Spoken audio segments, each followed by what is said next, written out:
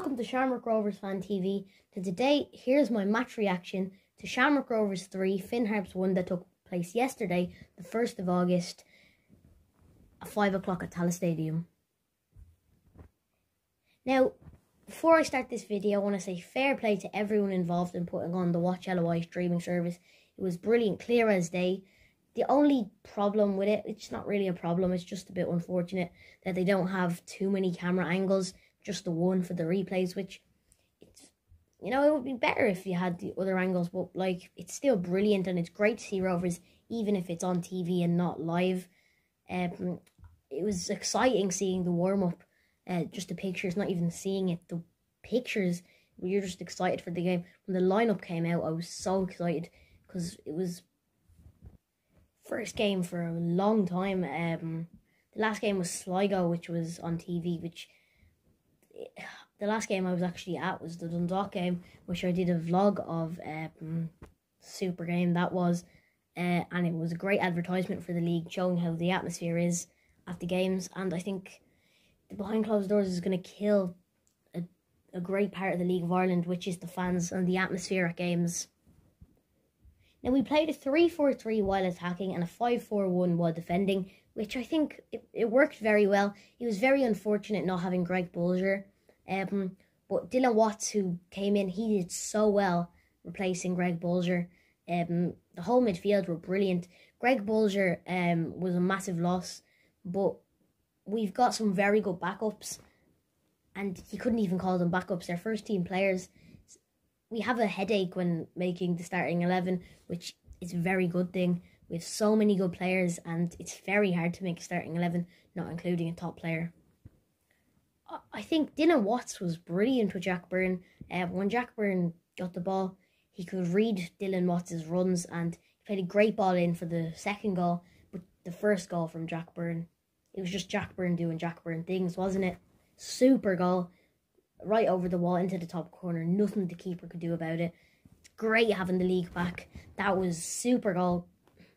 Apart from maybe the Jordan Flores goal against us, that's probably the best goal this year. He scored a cracker as well against Dundalk and a very good goal against Sligo. So I think he's going to be up there for top goal scorer. And if he keeps doing that, there's no way we can't win the league, because he's a super player. And now we're 5 points clear of Dundalk, which is great. The second goal, I think the keeper could have done a bit better. Good ball in from Jack Byrne and good goal from Dylan Watts, who, as I said, played really well with Jack Byrne. Now, I think we played very well in the first half, and the Aaron McEneff goal was super. He scores belters all the time. It's not made up, is it? It was a cracking goal. And 3-0 before the second half even started. You knew it was kind of game over. Now, in the 39th minute, their goal was, if you'd like to call it throw-in, it was a throw-in, a set-piece, which we're not good at. Hopefully we get that cleared up in training. It's one thing we do need to improve on, which is set-pieces, the ball coming in. I think it got headed out. You can't really put anyone to blame, although there was, Carlo Sullivan was unmarked at the back post, which that can't be happening. But it was a good performance the first half. I think the second half was a bit different. I think the first half was just the excitement of the players being back. And the second half, we didn't play bad. It was just we could have played a lot better, as we did in the first half.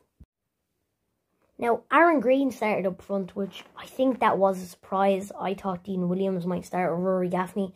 Gaffney and Williams did come on later in the game. But I think Green, I'd much rather play him on the left wing.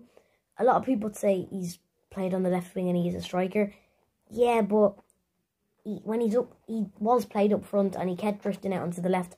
I don't know if that's a tactic, but he was good chasing the balls. I just think if he's going to play on the left, we need someone else up front and maybe play him on the left wing. Maybe where Neil Farrugia played, and then get someone else to go back. I think McEneff and Gary O'Neill, they were super. They kind of shielded the back four. While Dylan Watts and Jack Byrne went up, they did the attacking. Now, McEneff's goal was something else.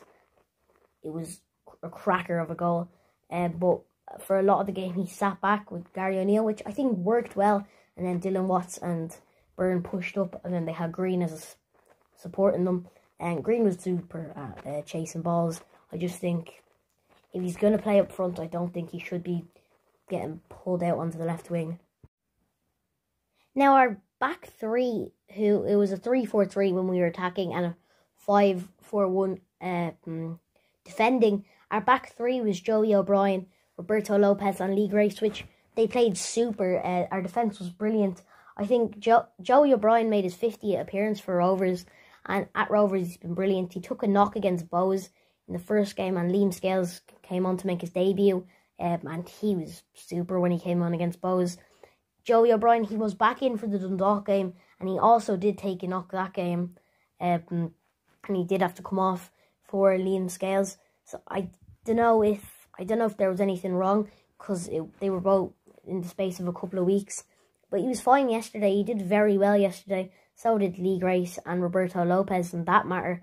They were brilliant. I'm very excited for the next game against Derry, which is going to be a tough one. I'll have my match preview out for that game as well.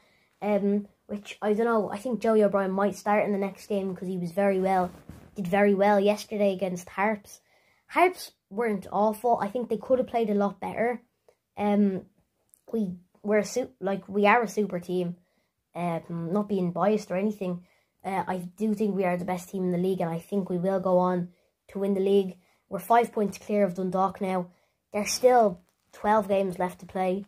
With the season shortened, that might work into our advantage, because last year, I don't think our players were... We performed very well last year. It wasn't the full season, though. Aaron McEneff got injured, and we had injury problems. It wasn't just injuries. It was the lack of fitness in the squad after us putting our all in. And unfortunately, we came second. But the cup made up for that in some way. I mean, it would have been great to win the league. Probably better than the cup. But it was super to win the cup. It was a great feeling as well, watching captain, leader, legend Ronan Finn lift the FAI Cup. Like, there were lots of positives to take out of the game, and one of the big ones was that we just had Rovers back. Even if we lost, it would have been a positive having Rovers back. First game in a long time, played. The wait was a long time, and I'm just very excited having it back. I'm delighted to see the players back, even if we lost. The first division side are back as well. I'm excited for that game as well. I'm excited for the league, not just Rovers to be back. Dundalk and St. Pat's was a good game. I'm happy with the results. St. Pat's played really well, and they kind of scared Dundalk, which worked in our favour, because we're staying top of the league, and now it's 5 points, not 3, which is big.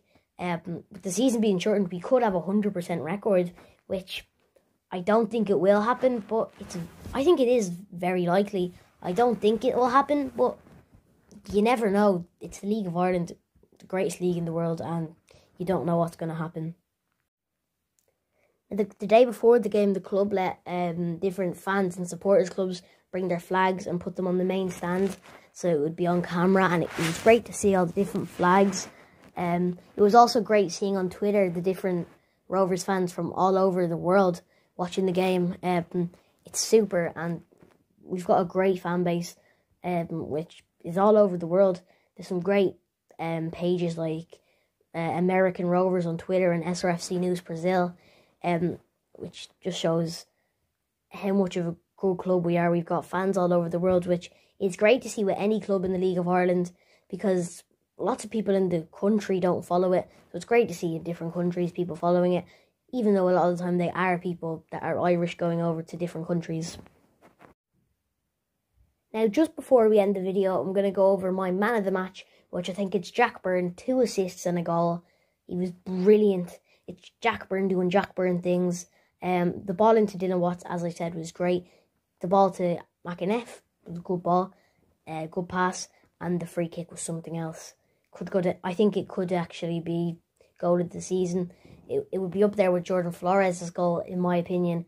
I think Flores' goal so far is the best, but I wouldn't actually think Jack Byrne's is too far off, or even his goal against Dundalk. That kind of went under the radar, with Flores scoring a screamer.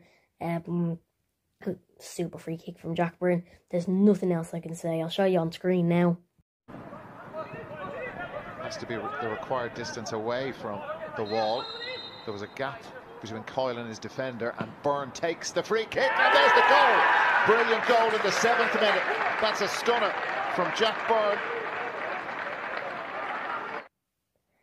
So to end the video, hope you enjoyed it.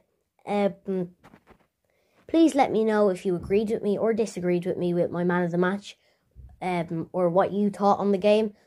I love reading them, and the support on the channel has been brilliant since I started it. Hope you enjoyed the video. As I said, if you haven't already, please like and subscribe, and I'll see you all next time. Goodbye.